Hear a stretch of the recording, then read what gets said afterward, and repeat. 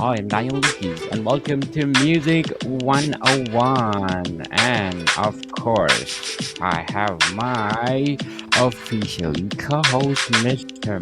Mick Smith. Hey Daniel, how you doing this morning? Fabulous, Mr. Mick. And how Outstanding. about you? I'm doing fantastic as well. It's Hump Day, so it's Wednesday, so we're halfway there. Halfway there, halfway to the weekend. Last Everybody's waiting for the weekend. Yes, yes. Last week we're having a busy day, but holiday in British Columbia. So Oh, we have a nice. long weekend, Mr. Meg. So last week we talked about the legendary band Yeah, I Hoople. think the Hoople, not Martha's Hoople, Oh Martha's yes, Hoopa, or whatever, Martha's whoever, but yeah, Martha Hoople. No, from 69 to Martha 74, and Hoople. Yes, because people, this podcast is created to empower legendary icon in the music industry like them. And today, another icon, a legendary icon. So please, Mr. Mick, introduce our legendary icon. yeah, we have the musical gigs that changed music forever and for the better. So we go and saying between Billie Holiday and the Sex Pistols. It's quite a range between the two, and a lot happened in between there. So we go from about 1939 and Billie Holiday and the famous song called Strange Fruit, and then up to everybody in between. Everybody in between. So, are you planning to make a book too for Miss Billie Holiday? Well, now that you're thinking about it and mentioning it, I don't know, as I hadn't thought about it. But what I wouldn't mind doing is showing Apropos. some of the groundbreaking events that had happened. So Billie Holiday up through, let's say, Motown, the beginning of Motown, 1959, with Berry Gordy borrowing $800 from his brother, and that's how Motown Records started. So very unusual how things have transpired over the years, but I think there's some really fascinating stories, and Billie Holiday is certainly one of them. When I was in high school, a very long time ago, Miss A Wilson long time introduced ago. a lot of us. Yeah, many years ago, Miss Wilson introduced us to Billie Holiday. It's really the first time I had heard her, and she really said how much and how big of an influence she was. So I think it really opened my eyes to a lot of things that were happening both in the country. Of course, I was growing up in the 60s and 70s, and everybody had to pay attention because a lot of things were happening during that era. Yes. So, what was Billie Holiday's vocal range and how did it contribute to their unique sound? I think what she had done was told people about a lot of things that had happening. So Strange Fruit is about lynchings in the South. So where you found conditions in American South that a lot of people were not aware of or needed to be aware of, she brought heightened awareness to that. And I think it's a big influence because, as you can see from the early 60s, and we might mention Bob Dylan, but a lot of those individuals and those artists started saying, here are some of the conditions that are going on in America, and it broadened the awareness of what things were like and what the conditions were like. So during the 60s, I think you can draw a parallel between what Billie Holiday was saying in 1939 through the war years, and especially in the post-war period where we saw a huge amount of people who were going overseas and fighting in World War II. After the World War II, we had the armed forces of the United States integrated, and I think that really heightened the awareness and also brought people to some understanding of what conditions were like. And so a lot of us who are living in the North, like myself, and not having the internet and not having access to a lot of things, really started to see through the artists and the artistry the songs that they were singing about and telling us about conditions that were very different. Yes, for sure. But because of that, Mr. Mick, let's give her a cheering squad. Thank you, Billie Holiday, for your talent, for sharing to the world. Yay! So, how did Billie Holiday singing style influence the jazz and the blues genres? I think that her voice was so distinctive and is so distinctive. You hear it on recordings and live events that she had this ability to say very soft but very profound kinds of things. And the influence can be seen because another gig we were talking about, or something we can show about this show, it's about important gigs that change music. Then you have in the post-war period, it's the bebop artist, because a lot of people during World War II, because of the big bands, they were very popular and they were dance bands, so people were out enjoying them. And then jazz really was significantly different in the post-war period because of singers like Billie Holiday, and I'm also reminded of my parents' favorite singer, Nat King Cole, who had that very Mm. soft jazz, bluesy sound, but that appealed to a lot of people. But in any case, then jazz changed significantly in the post-war period because you had people dancing to big bands, and then bebop started, which was like anti-dance because you can't really dance to it. And yet it is very Yeah. creative and it's very innovative. And some of those artists, like the Thelonious Monk and others, were really trying to show how music can be very different and a completely different style in the post-war period. Bebop. Bebop. Yes, for sure. So, what were some of Billie Holiday's signatures vocal techniques? I think that's being very soft but profound at the same time. So I think when you hear her lyrics, and again, I'm reminded of Nat King Cole because it was such a soft style and so appealing. And yet there was a social message behind what Billy was writing about and singing about. And also then an unusual song, which was a groundbreaking song. Strange Fruit was saying, well, you're thinking of fruit and fruit trees. No, she's not talking about that at all. It's about what was happening in the South in the post-Civil War period, which were actually lynchings. So the party that was in control of that South, the Democratic Party, really imposed a lot of conditions on African Americans, and especially though in the post-war period, because so many people had then been integrated into the armed services, a lot more contact between the races and a lot more familiarity. So I think what it brought was heightened awareness to the conditions. And then after this transformation took place in jazz, it also then had something to do with what people were open to. And that's where you start talking about things like Elvis Presley and rock and roll. And another important gig that I had mentioned and should be mentioned is Buddy Holly and the influence that he had, because then you have a rock style. So I think in the post-war period, people were interacting more. Music was more creative in the sense that you had some groundbreaking styles such as bebop and early rock and roll. Yes. Early rock and roll people. So, how did Billie Holiday's phrasing and timing set her apart from other singers? I think what you had were the so-called crooners, because that's the age of the crooners. So I had a very style that was pop oriented, and yet her style was different, but so appealing to people. And so what you have is an artist who was not quite the crooner, although it could be snuck into that category. So it's kind of like it slips it into the people's brains, and yet she had social messages and a jazz singer as opposed to jazz, which was more dance oriented and more popular.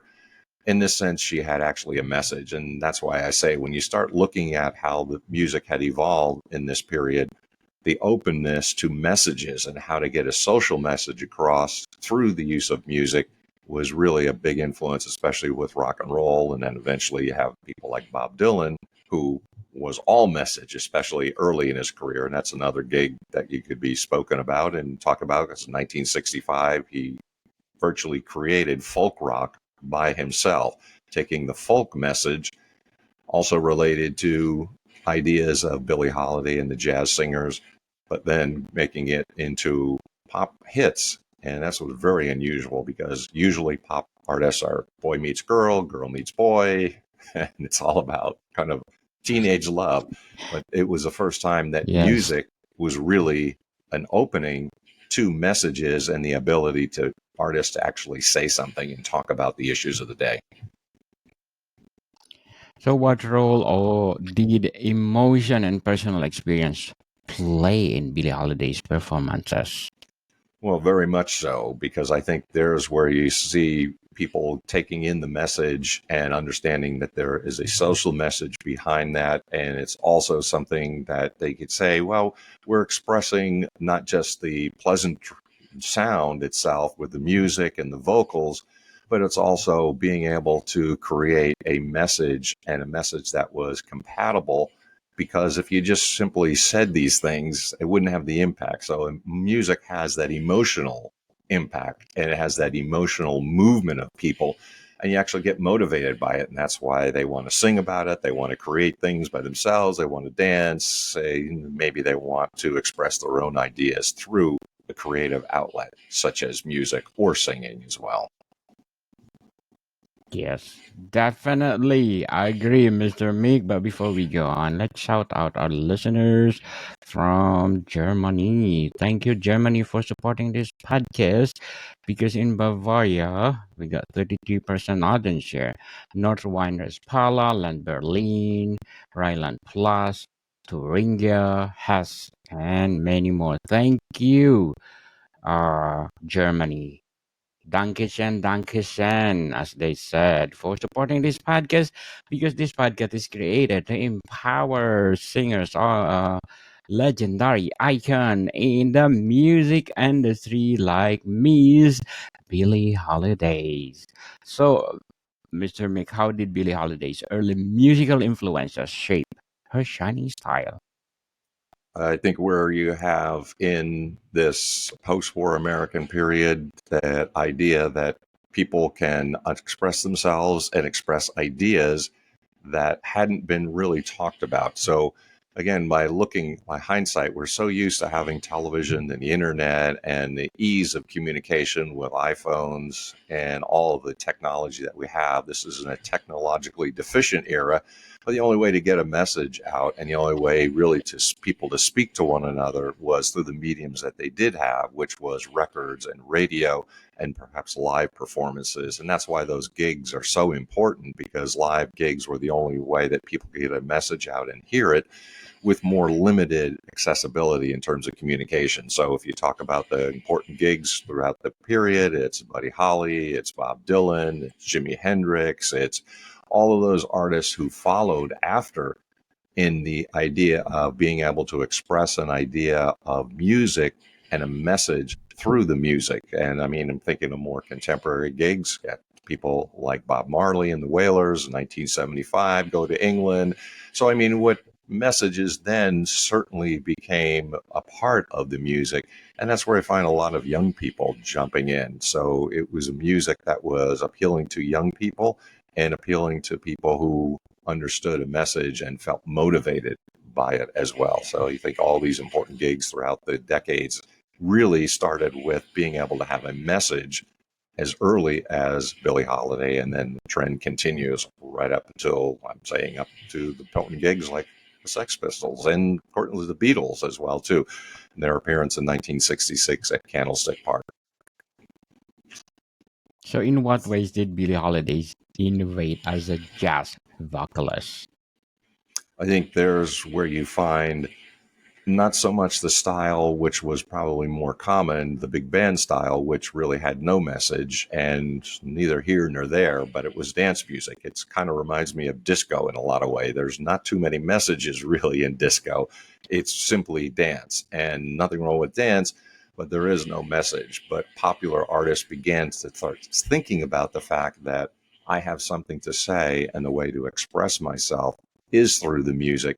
And that's where I think other artists, both in the folk era or folk genre, the rock genre, and certainly in festivals and people getting together in huge places such as, the Jimi Hendrix experience at Woodstock. Now all of a sudden you have hundreds of thousands of people all gathering together, listening to a message. And I think there's where Billie Holiday's ideas then began to be not just listening to and dancing to the music, but you also can dance, and that message gets into people's heads while they're dancing and enjoying the music. So it's kind of like you have two things at once, both the message and the dance and the enjoyment of the music itself. Yes, you need to enjoy the music, people, to realize, oh, this something else. How did Billie Holiday's collaborations with the musicians like Lester Young enhance her vocal performances? Yeah, I mean, if it was just a vocal, that's one thing that you don't see by itself. In other words, for a lot of jazz artists, it's the artistry of the musicians themselves. So if I were thinking about who are the most talented musicians among all kinds of genres, it's got to be either jazz or classical, right? So those sidemen also had their contribution to make. And with the improvisations that took place in jazz, people are also listening to the bass player and the drummer and the guitarist and all of those elements that come together to make a strong message get across, and also have the artistry then that would be contributing to the vocals. So, I mean, a lot of jazz artists are just, they are phenomenal, right? So, the ability to improvise, the ability to support the message that Billie Holiday was speaking about and singing about was really pretty critical. For sure. So, what are some of the major themes in Billie Holiday songs? I think where she was one of those individuals who were, you could also argue that she was a crossover artist, right? So there are those artists that are so important, and that's why I mentioned people and those gigs that were pretty critical. So Jimi Hendrix certainly crossed over boundaries. Billie Holiday certainly crossed over boundaries. Bob Dylan certainly crossed boundaries.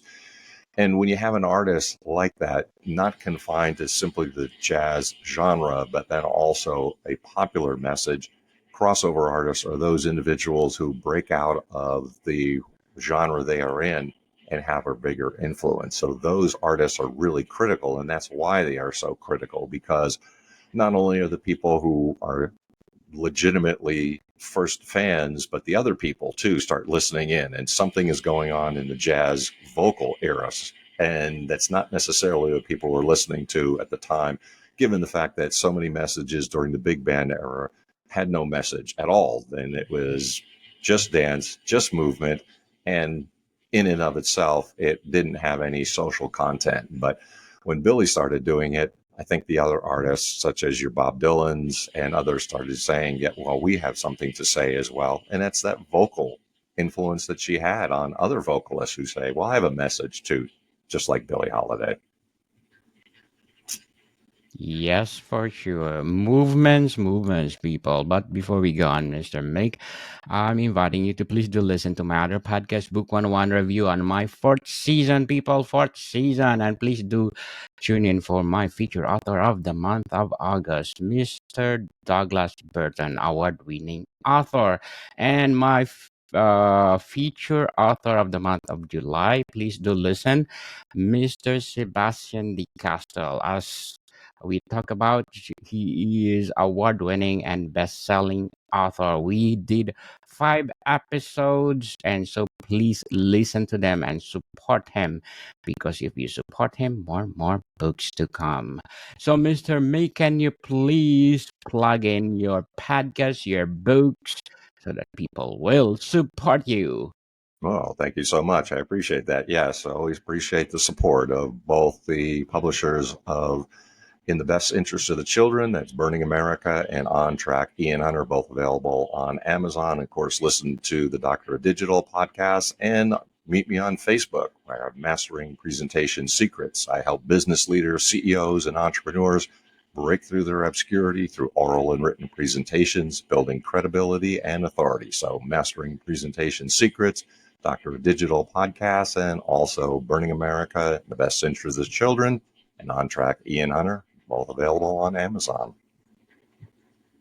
Yes, people, let's support Mr. Mig, because more books to come. Looking forward for new book this year, Mr. Mig. Can you please plug in your upcoming book? Sure. Yeah, I have a couple of things that I'm working on, some other projects. Thank you, Daniel. So we're going to talk about Chip Monk, and he is the lighting director par excellence. He was well known as the voice of Woodstock, probably the least most important professional thing he ever did, but the thing that he's most well known for. So he's the guy who's made the famous brown acid comment at Woodstock, and he does all the announcing. So I got a book like that. Got a trilogy, so the Burning America series, Burning America in the Best Interests of the Country, Burning America in the Best Interests of the Company, and also I wrote a screenplay, Burning America, based on the original novel, Burning America in the Best Interests of the Children. All more things to come. Yes, people, let's support Mr. Mick, because if you support man, as I said, if you support him, more books to come, more podcast episodes to come. So lastly, what impact did Billie Holiday's recording have on the music industry? I think there's that enduring influence, and that's why I would say all those important gigs start with Billie Holiday, and I think you can make a message that comes through, message other songs, such as the Buddy Holiday, who then had a message which was very different than the early rock and roll. So he really influenced in the studio, ability for people like the Beatles to come along, and Bob Dylan's got a message. And then I think you can draw a parallel to Bob Marley, who told people about what the world conditions were like, especially in Jamaica, when he had a famous appearance in England in 1975. The Beatles, who certainly had their messages in their last gig, Candlestick Park, 1966. And then, of course, Jimi Hendrix at Woodstock. And I would even argue that the Sex Pistols, when I was in broadcasting many, many moons ago, starting the punk movement, because they had a message. Ordinary, average people can get up on a stage and blast out their message. You know, God save the Queen. She ain't no human being. Yes, people, let's support Miss Billie Holiday, even he's no longer with us. He's a legendary icon in the music industry. Let's support her and empower her. Let's give her a big applause, because it's something else to look back. So, Mr. Meek, thank you for your time. Thanks, Daniel. Appreciate it, my friend. Welcome, people. See you soon.